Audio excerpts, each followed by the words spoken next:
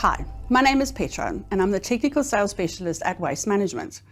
Your patients and staff trust you to keep them safe.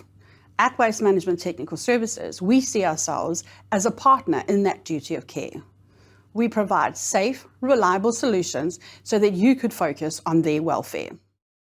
In this video, I'm going to be talking about sharps waste, what it is, how to segregate it, and how to dispose of it in the correct manner so that we minimize risks and prevent injuries. What is considered a sharp? It is classified as anything that can pierce your skin. This doesn't include broken cups or glasses, as they are not infectious, but anything used to cut or puncture your skin, like needles, blades, saws, ampules, etc. Sharps are considered hazardous because of their ability to cause needle stick injuries, viral blood infections, and hepatitis, amongst other things. With our reusable sharps containers, we eliminate single-use plastic to landfill, as only the content is treated. Whereas with the single-use container, the whole unit is treated, adding unnecessary plastic to landfill.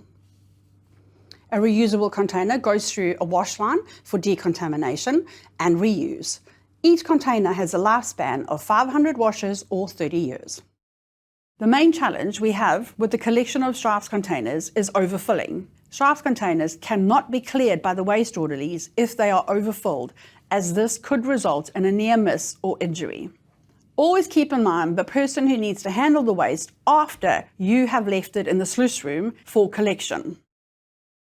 The sharps container must be as close to the point of generation as possible to prevent the risk of needle stick injuries. In these photos, you can see that the clinical team knew that they needed a sharps container close by, but tying it to the trolley is not best practice. We have a range of brackets to fit a variety of trolleys. Lastly, as these are reusable containers, we ask you not to write on them. Sharps must be disposed of in the yellow, rigid, puncture-proof containers.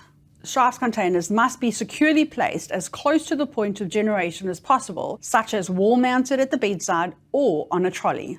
This prevents you having to walk anywhere with the exposed needle. It is the person disposing of the sharps' responsibility to dispose of it correctly. The needle should never be removed from the syringe, as this puts you at risk. You must always be able to look into the container when disposing of your sharps. Please do not overfill sharps containers. Adhere to the full line mark. Did you know that treating and disposing of medical waste is more expensive than disposing of general waste? In accordance with legislation, medical waste has to undergo treatment to ensure that it's safe before being disposed of at landfill. All the medical waste we collect, including sharps, infectious and anatomical waste, is treated in our rotoclave, which is an autoclave with a rotating drum on the inside that breaks up the waste.